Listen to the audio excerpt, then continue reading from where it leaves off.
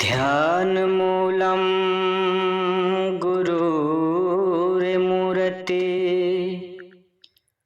पूजामूलं गुरुपदम् मन्त्रमूलं गुरुर्वाक्यम् मोक्षमूलं गुरु कृपा। आदरणीय संत महापुरुषों,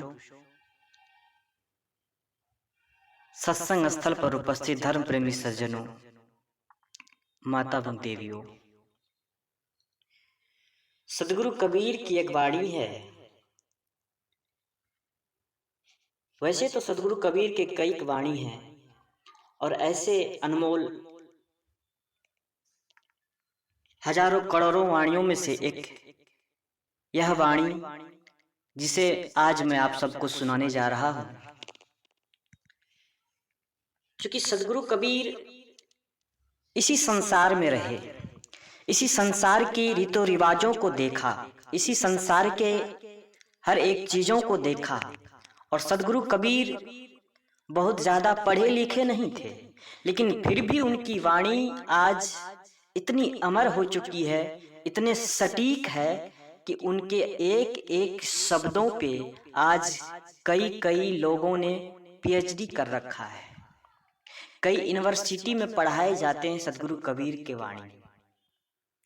आइए हम भी सुनते हैं कि सदगुरु कबीर की वाणी कितने सटीक थे। सदगुरु कबीर समाज की स्थिति को देखते हुए कहते हैं कि कबीर खड़ा बाजार में। ये जो बाजार का नाम लिया जाता है, ये किसी व्यक्तिगत किसी चिन्हित बाजार के नाम नहीं लिया जा रहा है, बल्कि संसार रूपी बाजार में सदगुरु कबीर खड़े होकर के कहते हैं कि कबीर खड़ा बाजार में मांगे सबकी खैर।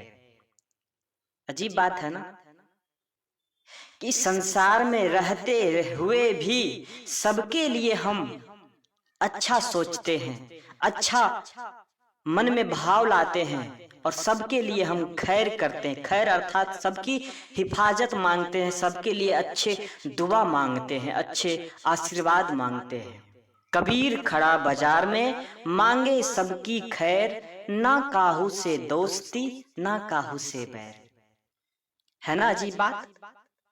किसी से हमारी दोस्ती भी नहीं है, किसी को हम जानते भी नहीं है, कोई हमारा रिश्तेदार भी नहीं है, कोई हमारा अपना भी नहीं है, फिर भी हम उसके लिए खैर मांगते हैं, फिर भी हम उसके लिए दुआ मांगते हैं, फिर भी हम उसके लिए अच्छा सोचते हैं।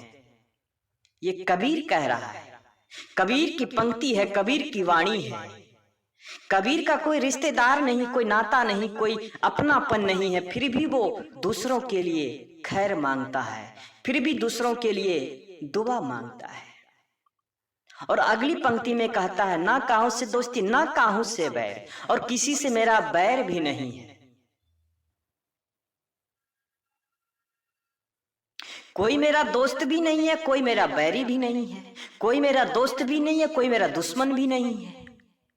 निट्रल एकदम सम दृष्टि, ना काहू से दोस्ती ना काहू से बैर।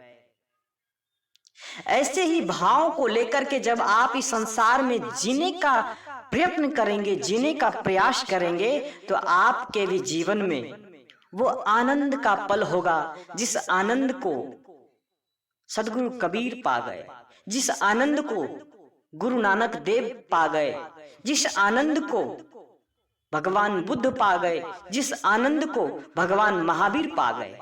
ऐसे ऐसे आनंदों को पाने के लिए आपको भी वैसे कर्म करने पड़ेंगे, तब जाकर के आपको कभी आनंद की अनुभूति होगी। उम्मीद करता हूं कि आपको ये बात समझ में आ गई होगी। सदगुरु कबीर की पंक्ति, जब आप कबीर के वाणी को आत्मसात करके चलेंगे, तब आपको लगेगा कि वास्तव में जीवन तो ये है, जिस जीवन को हम जी रहे थे वो जीवन तो यूं ही व्यर्थ चला जा रहा था, यूं तो मैं तो ऐसे ही जीवन को व्यतीत कर रहा था। बस जीवन को समझने की आवश्यकता है, कबीर की वाणी को आत्मसात करने की आवश्यकता है, तब जाकर के जीवन में कुछ हो सकता है। अन्यथा यूं ही आए यूं ही चले जाएंगे, जीवन का कोई मकसद ही नहीं रहेगा। आगे और कबीर कहते हैं, कबीर खड़ा बाजार में लिए लुगाठी हाथ, जो घर जा रे आप ना चले हमारे साथ। कबीर का अगर आप दोस्त बनना चाहते हैं, कबीर का अगर आप अपना बनना चाहते हैं, तो अपने घर को जारो और तभी कबीर के साथ हो जाओ।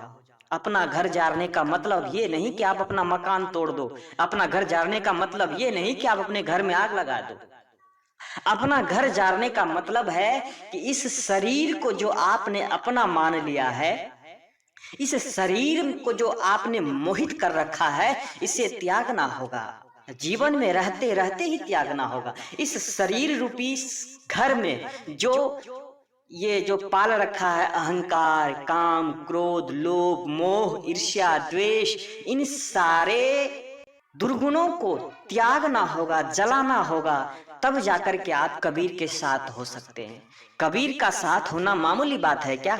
कबीर के साथ चलना मामूली बात है क्या? कबीर को साथ ले लिया आपने, अपने जीवन में धारण कर लिया, तो मानो कबीर के साथ चल रहे हो। कबीर के वाणी को आपने ग्रहण कर लिया, कबीर के वाणी को आपने अपने जीवन में आत्मसात कर लिया, तो मान लो कि आप कबीर के साथ चल रहे हो। क्योंकि कबीर आज हमारे नजर के सामने नहीं है, कबीर आज शरीर से नहीं है, क्योंकि कबीर के वाणी के रूप में कबीर खुद अपने आप में स्थित है। और कबीर के वाणी को अगर आपने आत्मसात कर लिया, तो मानो सद्गुरु कबीर आपके साथ है। और अपना अहंकार, अपने बुराई, सारी बुराइयों को त्याग दिया, सभी बुराइयों को जला दिया, तो आप सद्गुरु कबीर के साथ चलने के योग्य हो गए। फिर आपको सोचने की आवश्यकता नहीं होगी कि गंगा जल से नहाना पड़ेगा, कि यमुना से नहाना पड़ेगा, कि गोदावरी से नहाना पड़ेगा, कि हरिद्वार जाकर के शुद्धिकरण करवानी पड़ेगी। नहीं, सदगुरु कबीर ओरिजिनल ज्ञान बताते हैं। सदगुरु कबीर सटीक बात बताते हैं कि आपको गंगा नहाने से कभी मन पवित्र नहीं हो सकता है। गंगा नहाने से आपके शरीर का मैल भले धुल सकता है, यमुना नहाने से भले, यमुना तो ऐसे भी गंदा पड़ा हुआ है, उसमें नहाने से क्या आपका मैल बल्कि और गंदा हो जाएगा। इसीलिए बाहर के नदियों में, पर्वतों में नहाने से आपके शरीर का मैल धुल सकता है, मन कभी साफ नहीं हो सकता। मन साफ करने के लिए आपको संतों की वाणी को सुनना पड़ेगा, संतों की वाणी को आत्मसात करना होगा, ज्ञान के गंगा में नहाना पड़ेगा। ये जो ज्ञान की गंगा बह रही है, इस ज्ञान के गंगा में जब तक आप डुबकी नहीं लगाएंगे, तब तक आपके मन पवित्र नहीं हो सकता, मन धुल नहीं सकता है। और जब तक मन नहीं धुलेगा, तब तक कबीर के साथ हो नहीं सकते हैं। इसीलिए बाहर भटकने से अच्छा है कि अपने आप में लौट जाना। अपने आप में लौट गए तो मानो कि सदगुरु कबीर आपके सामने खड़ा है, मानो कि गुरु नानक देव आपके सामने खड़ा है, मानो भगवान बुद्ध आपके सामने खड़ा है। क्योंकि साक्षात उनकी दृश्य आपको दिखने लग जाएगी, साक्षात आपको दर्शन हो जाएगा प्रभु से।